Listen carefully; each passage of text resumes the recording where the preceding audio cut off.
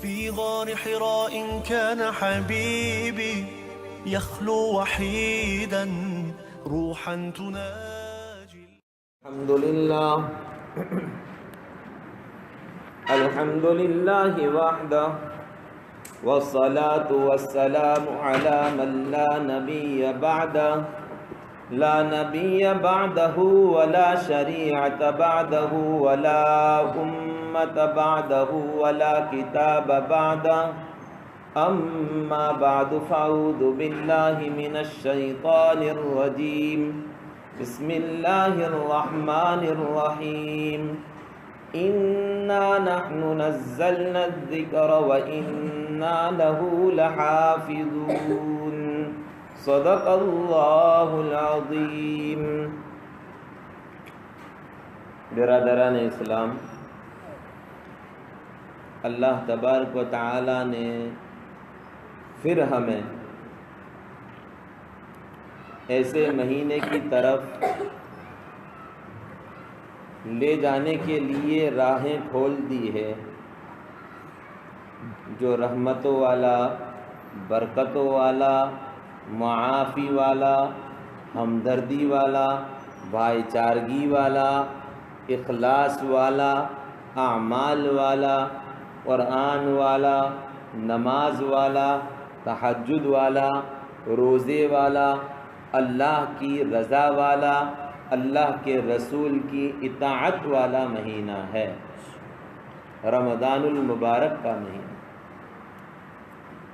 اللہ تعالیٰ سے دعا ہے اللہ تبارک و تعالی مجھے آپ کو رمضان المبارک کے مہینے تک عافیت کے ساتھ پہنچا دے، پھر رمضان المبارک کے مہینے میں اپنی مرضیات کے، اپنے احکام پر اخلاص کے ساتھ اس کی رضا والے اور اس کی خوف والے کام کرنے کی راحت کے ساتھ، عافیت کے ساتھ، سلامتی کے ساتھ اس کی قدردانی اور عمل کرنے کی توفیق عطا فرما۔ یہ بڑا مبارک مہینہ ہے، اس مہینے کی قدر ہمیں کرنی چاہیے۔ اگر ہم اس مہینے کو بیکار کر دیں گے تو سارا سال بیکار ہو جائے۔ یہ بڑا اونچا مہینہ ہے، یہ قرآن کا مہینہ۔ اللہ تعالیٰ قرآن میں فرماتے ہیں شہر رمضان الذی انزل فیہ القرآن ھدی للناس وبینات من الھدی والفرقان فمن شہد منکم الشہر فلیصم۔ یہ اللہ تعالیٰ عجیب انداز میں فرما رہے ہیں۔ فرمانے کا مقصد کیا ہے؟ یہ قرآن کیا ہے؟ کون سی کیپسول ہے؟ کون سی ٹیبلٹ ہے؟ کون سی دوا ہے؟ کون سی سرجری ہے؟ کون سا آپریشن ہے جس سے دل صاف ہو جاتے ہیں، دلوں کے مرض ختم ہو جاتے ہیں؟ ہم نے سب کچھ سیکھا لیکن قرآن نہ سیکھا، ہم نے سب کچھ کیا لیکن قرآن کی باتوں پر عمل نہ کیا، ہم نے ساری باتیں اپنا لی لیکن قرآن کو کبھی نہیں اپنایا۔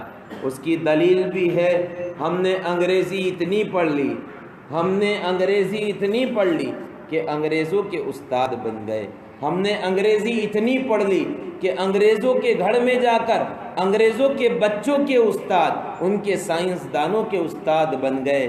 ہم نے قرآن اتنا نہ سیکھا کہ مردہ باپ کی قبر پر جا کر فاتحہ پڑھ لیتے۔ یہ ہماری بد قسمتی ہے کہ ہم نے قرآن کو پسے پشت ڈال دیا، پیچھے، پیٹھ کے پیچھے ڈال دیا۔ قرآن وہ واحد کتاب ہے جو دلوں کا سکون ہے، آنکھوں کی لذت، کانوں کی لذت، زبان کی لذت، دل کی لذت، بدن کی صحت، بیماری سے شفا، یہ ساری باتیں قرآن ہے۔ جب تک آدمی قرآن والا نہیں بنے گا دنیا میں مارا مارا پھرے گا۔ جب آدمی قرآن سے تعلق پیدا کر لے گا تو اللہ تعالی دنیا کو اس کے پیچھے پڑنے پر مجبور کر دے گا، دنیا کو اس کی خدمت کرنے پر مجبور کر دے گا، دنیا کو اس کی اطاعت کرنے پر مجبور کر دے گا۔ قرآن ہے کیا؟ قرآن اللہ کی واحد کتاب ہے، فرقان حمید ہے، کلام مجید ہے، قرآن کریم ہے، سارے نام قرآن کے ہے، مجید بھی، حمید بھی، فرقان بھی۔ اللہ تعالیٰ نے یہ آیتوں کو اتنی اچھے انداز میں اتارا ہے کہ توریت میں اس کی مثال ملتی ہے، زبور میں اس کی مثال ملتی ہے، انجیل میں اس کی مثال ملتی ہے، اس کے اگلے 23,000 صحیفوں میں قرآن کی مثال ملتی ہے۔ ایک قوم آئے گی، ایک نبی آئیں گے، اس پر ایک کتاب آئے گی جو ساری کتابوں کی سردار ہوگی۔ اس کتاب کی جو قوم ہوگی، اس نبی کی جو امت ہوگی جو ساری امتوں کی سردار ہوگی، اور اس امت کے جو نبی ہوں گے سارے نبیوں کے سردار ہوں گے، اور وہ نبی جو ہوں گے وہ رحمت للعالمین ہوں گے، اور وہ جو نبی ہوں گے شفیع المذنبین ہوں گے، اور وہ جو نبی ہوں گے حوض کوثر کے مالک ہوں گے، اور وہ جو نبی ہوں گے وہ جنت کے دروازے کھولنے کے لیے، کھلوانے کے لیے اللہ نے انہیں خاص قسم کا انعام دیا ہوگا، اور وہ جو نبی ہوں گے جو اللہ کے غضب کو ٹھنڈا کریں گے، اور وہ جو نبی ہوں گے جو قیامت کے میدان میں ساری امتوں کی طرف سے اتنا لمبا سجدہ کریں گے کہ ساری امتوں کو بخشوانے کا فیصلہ کریں گے، اور وہ جو نبی ہوں گے جو ساری کے ساری دنیا کی مصیبتوں کو دینے کے بعد سب کو دعا دینے والے ہوں گے، اور وہ جو نبی ہوں گے جو اخلاق سے پیش آئیں گے، وہ جو نبی ہوں گے جو اخلاص سے پیش آئیں گے، وہ جو نبی ہوں گے دعائیں دینے والے ہوں گے، وہ جو نبی ہوں گے پتھر کھا کر گالیاں کھا کر ان کی خدمت کر کے ان کے طرف انعام کی بارش کرنے والے ہوں گے، اور وہ جو نبی ہوں گے اپنے نواسوں کو اللہ کے دین کے خاطر قربان کرنے والے ہوں گے، اور وہ جو نبی ہوں گے اپنی بیٹیوں کو ایمان کی خاطر طلاق برداشت کرنے والے ہوں گے، اور وہ جو نبی ہوں گے اپنی آل کے قربان کرنے اور ایمان کو بچانے کے لیے کوشاں رہیں گے، وہ نبی میرے اور آپ کے سارے جہان کے رحمت للعالمین، شفیع المذنبین، احمد مجتبی، محمد مصطفیٰ، امام الانبیاء، سید الاولین والآخرین والطاہرین، یاسین، طٰہٰ، مزمل، مدثر، احمد المرسل، فخر دو عالم صلی اللہ تعالی علیہ وسلم ہوں گے۔ لیکن ہم نے ہمارے نبی کو کبھی مانا ہی نہیں ہے، ہم نے ہمارے نبی کو کبھی جانا ہی نہیں ہے، ہم نے ہمارے نبی کی بات پر کبھی عمل کیا ہی نہیں ہے۔ اس لیے تو کسی شاعر نے کہا نمازیوں کا اب سیلاب آنے والا ہے، نمازیوں کا اب سیلاب آنے والا ہے، پتہ چلا ہے رمضان آنے والا ہے، پتہ چلا ہے رمضان آنے والا ہے۔ اب مسجدوں کو ذرا بڑا کر لو، مسجدوں کو ذرا بڑا کر لو، بس 1 ماہ کا مسلمان آنے والا ہے، بس 1 ماہ کا مسلمان آنے والا ہے۔ گرد و غبار سے اٹے قرآن کو صاف کر لو، گرد و غبار سے اٹے قرآن کو صاف کر لو۔ سنا ہے گمشدہ مسلمان، سنا ہے گمشدہ مسلمان آنے والا ہے۔ او میرے پیارے بھائیو، دل پر ہاتھ رکھ کے سوچو، کیا یہ اشعار ہمارے اوپر فٹ ہوتے ہیں یا نہیں ہوتے ہیں؟ قرآن رمضان میں پڑھے گا، پھر اس کو طاق میں سجا کر رکھ دے گا، طاق میں سجا کر رکھ دے گا۔ یہ کیسی مسلمانی ہے، یہ کیسا ایمان ہے، یہ کیسی محبت ہے، یہ کیسا عشق ہے۔ ساری چیزیں ہم کرتے ہیں، صرف قرآن نہیں پڑھتے ہیں، ساری خوشیاں ہم مناتے ہیں، قرآن کی باتوں پر عمل نہیں کرتے۔ قرآن نے تو کہا سیدھا راستہ چاہیے، قرآن کی باتوں پر عمل کرو۔ قرآن اس کی خود تلقین کرتا ہے، اہدنا الصراط المستقیم سیدھا راستہ دکھاتا ہے، سیدھا راستہ۔ آج کل کا تو فیشن چل پڑا ہے، قرآن کی قسمیں بھی جھوٹی کھائی جا رہی ہے، توبہ بھی جھوٹی کی جا رہی ہے۔ بیماری آ گئی، بیماری آ گئی، اللہ تیری توبہ، اللہ میری توبہ، اللہ اس کی توبہ، اللہ اس کی توبہ، اللہ فلانے کی توبہ۔ بیماری جیسے بھاگی، توبہ بھی سائڈ، توبہ بھی سائڈ۔ ابھی کتاب کھول کے بیٹھا تھا میں، ایک واقعہ سامنے آ گیا۔ ایک بندہ بڑا گناہوں کے اندر اٹا ہوا، کٹا ہوا، یعنی کہ اس نے گناہ کی کوئی دہلیز ایسی باقی نہیں رکھی تھی جس میں اس نے گناہ نہ کیا، اس نے گناہ نہ کیا، ہر گناہ کر گزرا تھا وہ، چوری کا، زنا کا، تہمت کا، غیبت کا، حسد کا، بغض کا، ہر طرح کے گناہ کر کے وہ اپنے آپ کو بیٹھا تھا۔ ایک دن اس کی سمجھ میں آیا، اس نے دعا کی، اللہ تیرے پاک کلام میں جتنی حرمت والی حرام چیزوں کی آیت آئی ہے، میں ان آیتوں کا واسطہ دیتا ہوں، میں آج کے بعد کوئی گناہ نہیں کروں گا، تو مجھے معاف فرما دے۔ اللہ نے اسے اچھا کر دیا، وہ عبادت گزار، تہجد گزار، نمازوں کا پابند، قرآن کا قاری، آنکھوں کی حفاظت کرنے والا، کانوں کی حفاظت کرنے والا، لوگوں کے سامنے سخاوت کرنے والا، لوگوں کے سامنے اپنے پیروں کو مسجد کی طرف لے کر بڑھنے والا، چلنے والا، ایسا آدمی بن گیا۔ کافی وقت گزر گیا، اس کا ایک دوست نے دیکھا ایک دن مسجد سے وہ غائب ہے، پوچھنے کے لیے پتا چلا کہ وہ بیمار ہے، پوچھنے کے لیے اس کے گھر پر گیا، دروازے پر دستک دی تو اس کی بیٹی باہر آئی، کہا ابا سے اجازت لے لوں۔ بیٹی اجازت لینے گئی، اندر گیا، اجازت لے کر آئی، وہ اندر گیا، کیا دیکھتا ہے، بڑے بڑے کالے ہونٹ ہو چکے ہیں، چہرہ کالا ہو چکا ہے، آنکھیں باہر آ چکی ہے اور عجیب قسم کی شکل بن چکی ہے۔ پوچھا یہ تیرا کیا حال ہو گیا؟ کلمے کا ورد کیا کر اس نے اپنی آنکھوں کو موند لیا، بند کر لیا اور آنکھوں سے آنسو ٹپکنے لگے، کوئی جواب نہیں دیا۔ پھر اس نے کہا او میرے بھائی منصور، تو کلمے کی تلقین، کلمہ پڑھتا رہا کر۔ اس نے پھر کوئی جواب نہیں دیا۔ اس کے اوپر تیسری مرتبہ اس نے کہا میرے بھائی کلمہ پڑھ لیا کر، اللہ تیری بخشش کر دے گا۔ اس کے اوپر بے ہوشی طاری ہو گئی، وہ کچھ دیر بیٹھا رہا، پھر جب اس کو ہوش آیا، افاقہ ہوا، اس نے کہا میرے بھائی کلمہ پڑھ لیا کر۔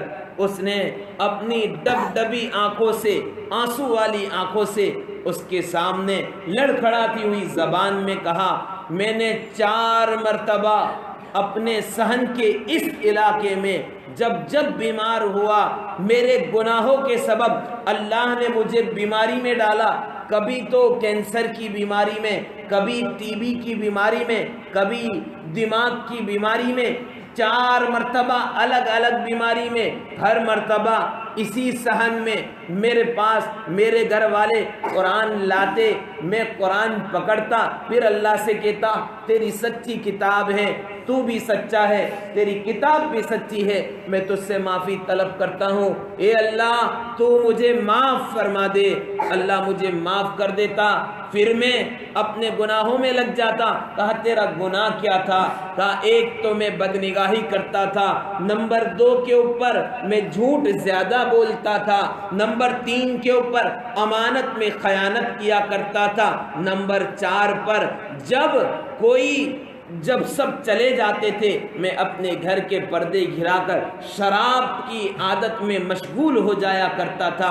یہ ایسے گناہ ہیں میرے بھائیوں کہ چلو سب شراب نہیں پیتے ہوں گے، ہم جھوٹ تو کب سے کب بول ہی لیتے ہیں، غیبت تو ہم کر ہی لیتے ہیں، اور غیبت کا نیا نام کیا دیا ہے پتہ ہے؟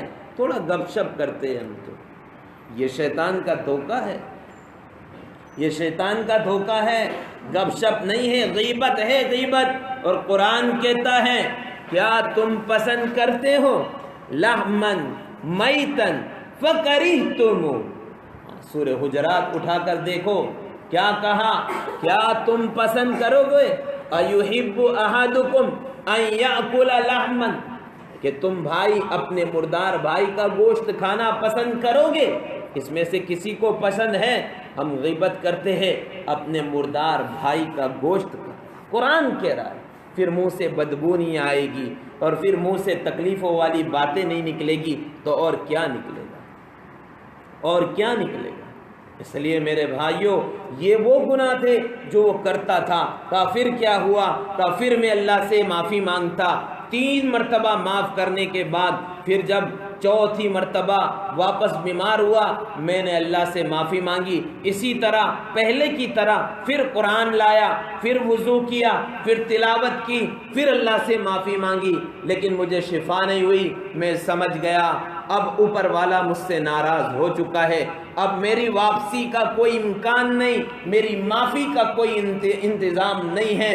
اچانک میں بہت گڑ گڑایا، بہت رویا، اوپر سے آواز آئی، میرے بندے میں نے تجھے بہت موقع دیے لیکن تو نے اتنی مقدس کتاب کو اٹھا کر قسمیں کھائی، ان آیتوں کی جس کو ہم نے حرمت والی بنایا ان کی قسمیں کھائی، ان آیتوں کی جن کو ہم نے برکت والی بنایا تو نے قسمیں کھائی، ان آیتوں کی جن کو ہم نے عذاب والی بنایا تو نے قسمیں کھائی، ان آیتوں کی جن کو ہم نے اخلاق والی بنایا تو نے قسمیں کھائی، یہاں تک کہ تو نے قرآن کو اپنی قسموں سے پارا پارا کر دیا، تو نے قرآن کو بکھیر دیا، پچھاڑ دیا۔ آج ہم نے اس کی مصیبت کو تیرے اوپر ڈال دیا، اب تو اسی انداز میں رہے گا، یہ بولتا تھا۔ اس کے آنسو جاری تھے۔ وہ دوست جو گیا ہوا تھا اس کو ملنے کے لیے بڑا افسردہ ہوا، کیا ہوگا، کیسا ہوگا، کس طرح سے اب اس کے ساتھ معاملہ ہوگا۔ اس نے کہا ٹھیک ہے بھائی میں چلتا ہوں۔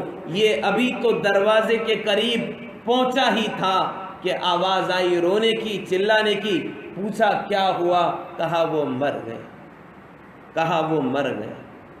میرے بھائیوں ذرا دل پر ہاتھ رکھ کے سوچو، رمضان میں ہم توبہ کرتے ہیں اور پھر رمضان کے بعد 11 مہینے تک اللہ کے سامنے اپنی توبہ کو توڑتے ہیں۔ 11 مہینے تک میں جھوٹ نہیں بولوں گا، جھوٹ بولتا ہے، میں ڈنڈی نہیں ماروں گا، ڈنڈی مارتا ہے، میں حق نہیں ماروں گا، حق مارتا ہے، میں انصاف کروں گا، نا انصافی کرتا ہے، اولاد پر ظلم کرتا ہے، بہوؤں پر ظلم کرتا ہے، بیویوں پر ظلم کرتا ہے، اپنے رشتہ داروں پر ظلم کرتا ہے، پھر سوچتا ہے میں تو متقی ہوں، میں اللہ کا ولی ہوں۔ قسم خدائے پاک کی، حقوق العباد پہلے ہے، حقوق اللہ بعد میں ہے۔ پہلے اللہ بندوں سے حقوق العباد کا سوال کرے گا۔ قرآن میں 75% یہ ان انسانوں کے حقوق کے بارے میں، اور اللہ تعالیٰ خود کہتا ہے جو انسانوں کے حقوق کو اور انسانوں کے احسان کو نہیں ادا کر سکتا وہ رب کریم کے احسان کو کیسے پورا کر سکتا ہے؟ وہ رب کریم کے احسان کو کیسے پورا کر سکتا ہے؟ میرے بھائیوں یہ اللہ نے موقع دیا ہے، آنے والا مہینہ بڑا مبارک مہینہ آ رہا ہے۔ اس مہینے کی قدر آج سے شروع کر دے۔ کتنے دن باقی رہ گئے؟ ارے بولو بھائی کتنے دن باقی رہ گئے؟ 10 یا 12 دن ہے۔ پتہ نہیں میں رمضان تک پہنچوں گا بھی کہ نہیں، لیکن دعا ہے اللہ مجھے بھی آپ کو بھی رمضان کا مہینہ نصیب کرے۔ ہاں میرے بھائیوں بہت ضروری ہے اب اپنے آپ کو بدلنے کی، بہت ضرورت ہے اپنے آپ کو سدھارنے کی، اپنے آپ کو سنوارنے کی، اس لیے کہ یہ دنیا بہت ہی ظالم ہے۔ یہ جتنے عذاب نظر آ رہے ہیں یہ سارے قرآن کے عذاب ہے، یہ جتنی مصیبتیں نظر آ رہی ہے ساری قرآن کی مصیبتیں ہیں، یہ ساری وبال اور ساری پریشانیاں جو نظر آ رہی ہے یہ سب کے سب قرآن کے چھوڑنے کی بنا پر۔ قرآن کا حق ہے، قرآن کا حق ہے کہ سال میں کم سے کم 3 مرتبہ ختم کیا جائے۔ اتنا نہیں پڑھ سکتے تو کم سے کم ایک بار تو ختم کر لو، ایک بار تو ختم کر لو۔ یہ قرآن زیارتوں میں پڑھنے کی چیز نہیں ہے، یہ قرآن دکان کی اوپننگ کی چیز نہیں ہے، یہ قرآن تو دلوں کا سکون ہے۔ ایک میڈیکل پر لکھا ہوا تھا یہاں سکون دل کی دوا دستیاب ہے، یہاں سکون دل کی دوا ملتی ہے۔ میڈیکل کے اندر آنے والے شخص نے پوچھا یہ دوا یہاں ہر کوئی اس سے پریشان ہے، ٹینشن میں ہے، بچہ بھی، بڑا بھی، بزرگ بھی، اچھا بھی، برا بھی، عورت بھی، بوڑھی بھی، سارے کے سارے پریشانی میں ہیں، ٹینشن میں ہیں، الجھنوں میں ہیں، مصیبتوں میں ہیں۔ یہ ساری بیماروں کی اور بیماریوں کی دوا ہے قرآن۔ اس نے کہا بھائی یہ کون سی دوا ہے، مجھے بھی دے دے۔ اس نے اپنے ڈراور سے قرآن کریم کو نکالا اور اس کے ہاتھ میں دیتے ہوئے کہا یہ قرآن ہر بیماری کا علاج ہے، ہر ٹینشن کا علاج ہے، ہر پریشانی کا علاج ہے، ہر مصیبت کا علاج ہے، ہر راز کی کنجی ہے۔ اسے پڑھتا جا اور ساری مصیبتوں کے دروازوں کو بند کر کے راحتوں کے دروازوں کو کھولتا۔ ارادہ کرو آج سے قرآن پڑھیں گے انشاءاللہ۔ یہ قرآن بہت اونچی دولت ہے بھائی۔ کیسی دولت؟ اللہ نے قرآن میں خود کہا اِنَّا نَحْنُ نَزَّلْنَا الذِّكْرَ وَإِنَّا لَهُ لَحَافِظُونَ۔ ہم نے اس قرآن کو نازل کیا اور ہم ہی اس کی حفاظت کرنے والے ہیں۔ قرآن کہہ رہا ہے کیسے؟ کیسے؟ اس سے پہلے توریت آئی، زبور آئی، انجیل آئی، ان کی حفاظت اللہ نے کیوں نہیں کی؟ اور اس کی حفاظت کا وعدہ کیوں؟ میں نے آپ کو بتا دیا سب کتابوں میں قرآن کا ذکر تھا، اور قرآن نے پچھلی کتابوں کی پول کھولی ہے۔ کیسی پول؟ توریت آئی موسیٰ علیہ السلام پر، ان کی قوم پر، ان کی برادری پر، ان کے شہر والوں پر۔ توریت کے آنے کے بعد موسیٰ علیہ السلام کے ماننے والوں نے غلو کیا، موسیٰ علیہ السلام کو پریشان کیا، اتنا پریشان کیا کہ موسیٰ علیہ السلام کو دریا کا رخ کرنا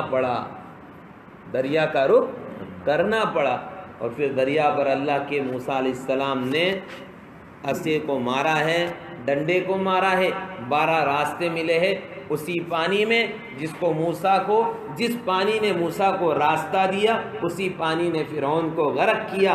جب موسیٰ علیہ السلام اس دنیا سے چلے گئے، ان کی قوم نے توریت کے اندر رد و بدل کر دیا، انٹرفیئر کر دیا۔ جب موسیٰ علیہ السلام کے جانے کے بعد اللہ نے ضرورت محسوس کی تو انجیل کو اتارا عیسیٰ علیہ السلام کے ساتھ۔ عیسیٰ علیہ السلام کے انجیل کے اندر توریت والوں کی پول کھول دی کہ ان لوگوں نے گپلا کر دیا ہے، اب ان کا ایمان قابل قبول نہیں ہے، اب انجیل پر چلو، انجیل کی باتوں کو مانو۔ اب جب انجیل چلتی رہی ایک مدت تک، پھر انجیل کے ماننے والے غلو پر آ گئے اور حد سے زیادہ عیسیٰ علیہ السلام کے دشمن ہو گئے، اور عیسیٰ علیہ السلام کو دشمنی کے اندر سولی دینے تک کی تیاریاں کر لی۔ تو پھر اللہ رب العالمین نے عیسیٰ علیہ السلام کو آسمانوں کے اوپر اٹھا لیا۔ پھر جب عیسیٰ علیہ السلام کا دور زیادہ گزرا، زبور آئی، زبور سے پہلے انجیل سے پہلے زبور آئی ہے۔ زبور کا سارا کے سارا چٹھا اللہ تعالیٰ نے انجیل میں کھول دیا۔ یہ تینوں کتابیں کھلنے کے بعد اللہ نے پھر ایک قرآن دیکھا کہ اب کیا کریں گے، کہا ایک نبی بھیجیں گے، ایسا بھیجیں گے جو سب کا نبی ہوگا، سب نبیوں کا سردار ہوگا، جس کو قرآن کہتا ہے کہ اب نبیوں کی نبوت پر ہم تالا ڈال دیں گے۔ تو ضرورت تھی کہ جب نبوت پر تالا پڑے گا تو جو قیامت تک آنے والی جو امت ہے ان تک یہ قرآن کیسے پہنچے گا؟ تو پھر اللہ رب العالمین نے خود اس کا حلف اٹھایا کہ میں ہی اس کی حفاظت کروں گا۔ حفاظت کا ذریعہ کس کو بناؤں گا؟ انسانوں کے دلوں کو بناؤں گا۔ اسی لیے تو کہا العلماء ورثۃ الانبیاء، کہ یہ علماء انبیاء کے وارثین ہیں۔ قیامت کے دن یہ امت کے علماء بنی اسرائیل کے انبیاء کے برابر بیٹھیں گے۔ اتنا بڑا مقام ہے۔ اس لیے میرے بھائیوں، یہ قرآن کی حفاظت کا ذمہ اللہ نے لیا اور کہہ دیا ما کان محمد ابا احد من رجالکم ولکن رسول اللہ وخاتم النبیین۔ تالا لگا دیا، کہ اب کوئی نبی نہیں آنے والا ہے، اب اس قرآن کی حفاظت تمہارے ذمے 1439 سال ہو گئے، بڑی بڑی حکومتوں کو اللہ نے زیر زبر کر دیا، لیکن قرآن کا نہ زیر بدلا، نہ زبر بدلا، نہ جسم بدلا، نہ پیش بدلا، نہ آیت بدلی، نہ قرآن کی صورت بدلی، نہ تلاوت بدلی، قرآن ویسا کہ ویسا ہے۔ کیوں؟ اس کا ذریعہ اللہ نے امت کے علماء کو بنایا، امت کے ان لوگوں کو بنایا جن کو اللہ نے حافظ کا لقب دیا۔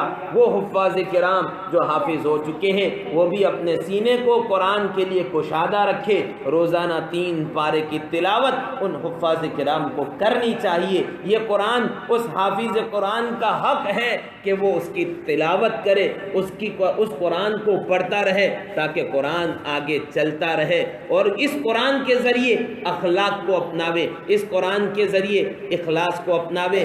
اب کوئی نبی نہیں آنے والا، اس قرآن کو ہمیں سجا کر سنوار کر اپنی زندگی میں اتار کر قرآنی معمول اور قرآنی زندگی بنا کر ہمیں قیامت تک نبی کے پاس جانا ہے، قبر میں سرخ روح ہونا ہے۔ یہی وہ قرآن ہے جو قبر میں روشنی کرے گا، یہی وہ قرآن ہے جو جنت کے اندر سنایا جائے گا، یہی وہ قرآن ہے جو اللہ تعالیٰ میدان حشر میں بھی لوگوں کو سنائے گا، یہی وہ قرآن ہے جو دنیا کی ساری پریشانیوں کو دور کرے گا۔ تو میرے بھائیوں، یہ قرآن کی باتیں اور قرآن پر قرآن کی مستقل ایک تقریر اس لیے آپ کے سامنے پیش کی ہے تاکہ ہمارے دلوں میں قرآن کی حمیت، قرآن کی اہمیت، قرآن کا وقار، قرآن کی عزت پیدا ہو جاوے اور ہم قرآن کے پڑھنے والے بن جاوے۔ جب آدمی قرآن پڑھے گا تو آنکھوں میں نور آ جائے گا۔ یہ موبائل آنکھوں کو اندھا کر دے گا، یہ موبائل کانوں کو بہرا کر دے گا، یہ موبائل دل کو مردہ کر دے گا، یہ موبائل ہاتھوں میں مفلوجیت ڈال دے گا، یہ موبائل ہمارے کو زنا کے اندر مبتلا کر دے گا، اور اگر اسے نہیں چھوڑا تو وہ خطرناک اور ایسی مہلک بیماریاں پیدا ہوگی جس کو ہم سوچ بھی نہیں سکتے۔ پہلے جن بیماریوں کا ذکر نہیں ہوتا تھا اب وہ محلے محلے عام ہو چکی ہے، یہ موبائل کی بیماری ہے۔ اب موبائل کو طلاق دو میرے بھائیوں، موبائل کو بالکل چھوڑ دو اور ارادہ کر لو انشاءاللہ ہم آج سے سچے پکے مومن بن کر قرآن کی تلاوت کو عام کریں گے انشاءاللہ۔ اللہ تعالیٰ مجھے اور آپ کو کہنے سننے سے زیادہ عمل کی توفیق عطا فرماوے۔ یہ اکبری والوں کے لیے خوشی اور مسرت کا مقام ہے۔ کل 5 تاریخ سنیچر عشاء کی نماز کے بعد آپ کا جو مدرسہ ہے اس کا جلسہ ہونے جا رہا ہے۔ میں نوجوانوں سے درخواست کروں گا تمام نوجوان اس جلسے کو بھرپور انداز میں مدد کر کر ہمت سے اس کو کامیاب بنانے کی کوشش کرے۔ کوئی کہے نہ کہے ہمارے محلے کا جلسہ ہے، ہم ہر طرح سے اس میں تعاون کر کے اس کو کامیاب اخلاص کے ساتھ بنانے کی کوشش کریں گے بھائی۔ اس محلے والوں سے بھی درخواست ہے، آج جمعہ کا دن ہے، عورتوں میں مدرسے میں بات ہوگی تو اس کے لیے بھی خوب کوشش کرے کہ ہم اس مدرسے کے اندر اپنے گھر سے اپنی عورتوں کو پہنچانے کی کوشش کرے، اور آج سے ارادہ کرے انشاءاللہ آج کی جمعہ سے موت کی جمعہ تک ہم کبھی بھی کسی بھی نماز کو چھوڑیں گے نہیں انشاءاللہ۔ اللہ تعالیٰ مجھے آپ کو کہنے سننے سے زیادہ عمل کرنے کی توفیق عطا فرماوے۔ آمین۔ وآخر دعوانا الحمدللہ رب العالمین۔